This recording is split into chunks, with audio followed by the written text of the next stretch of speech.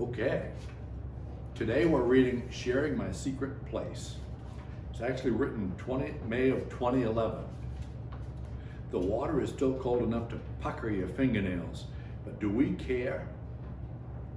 I mean, Miles and I are in the first year of a spring tradition, dropping up my grand green lady into the kid ants while there is still gray and decaying ice packs in the shadowy corners of the North Shore.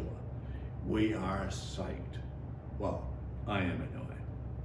I suspect if I really dared to look at my son directly in the eye, I might see some apprehension, some questioning, and just a dash of disbelief. So I just won't look. The pine paddle that belonged to Jane's granddad offers that luscious, hollow echo as it clatters on the cedar keel of our little craft. We're ready, says I have to accept that some of Miles' misgivings, I suppose, since we do have his son-in-law. That was not an easy negotiation with either his mother or my Jane. At 4, Jaden is a slender, spirited young man who might weigh 50 pounds soaking wet. But yes, we had to promise to keep him perfectly dry this day. Jaden is right into the middle of this latest adventure, wearing at least 45 pounds of clothes, an oversized hat, and a life jacket that could circle his frame maybe twice. His grin makes his ears wiggle in anticipation as he steps gainily over the rail and plumps down the bottom of the canoe. Sit carefully, I advise, and those great black eyes flash excitement, trust, and approval. Miles takes the bow end with just a little reluctance. I know he's bigger than me, and he's probably stronger, and he doesn't like paddling from the bow. But hey, the green lady is still mine, at least for a few more years. I'm the captain, I sit where I want, so I take the stern. It's really not about power anymore.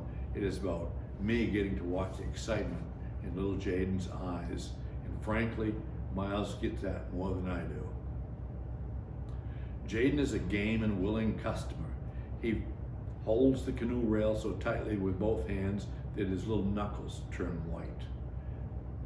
We pitch the craft into the narrow, gentle stream and push forward towards Bradley Pond.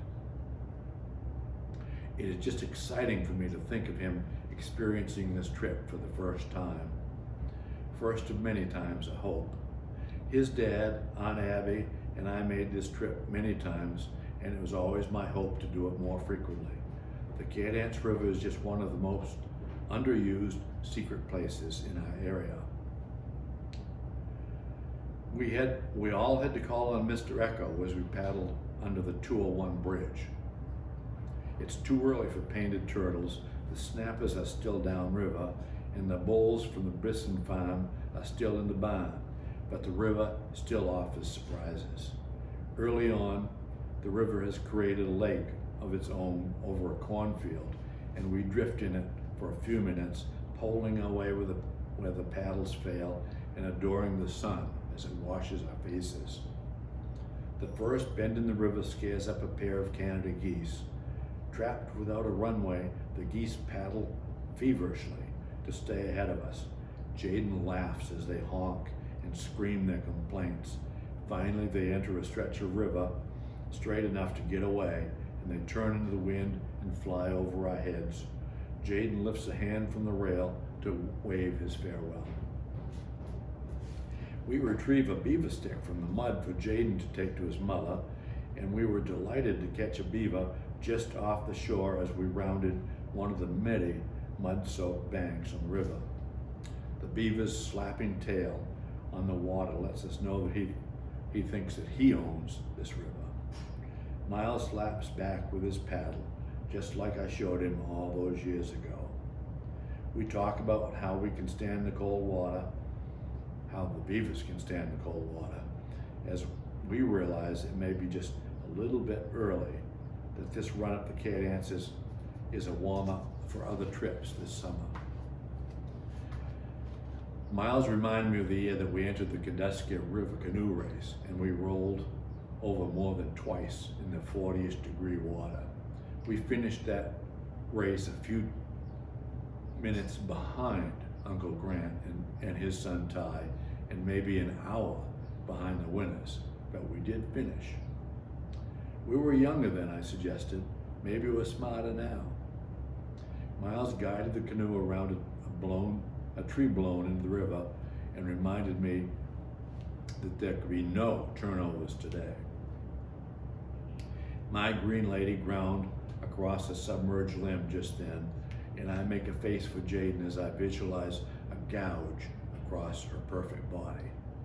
The first scratch is always the worst scratch, Miles says with a grin, but we decide to call it a day and head home. Going back, we find no more geese, and we skirt Corn Lake. I say goodbye as we roll under Mr. Echo and we pull the lady from the water. Jaden is shivering as I turn the heater on in the truck, but he looks at me and he smiles. Can we go again tomorrow? Real soon, says I, delighted to show another secret place to yet another generation.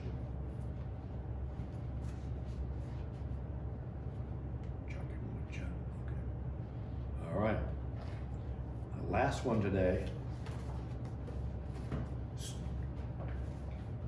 I didn't do that right, I'm sure, but you'll figure it out.